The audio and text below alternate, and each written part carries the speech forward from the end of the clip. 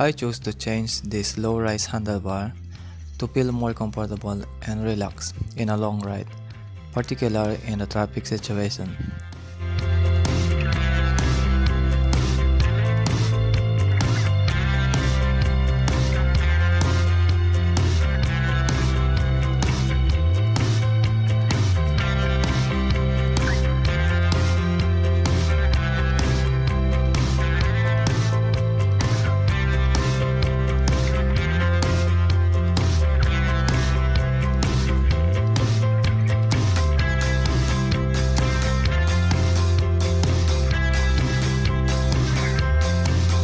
And yes, it's excellent for driving and awesome copy racer looks.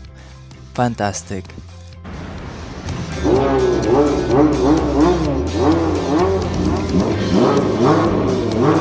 Thank you for watching. Please don't forget to hit like and subscribe.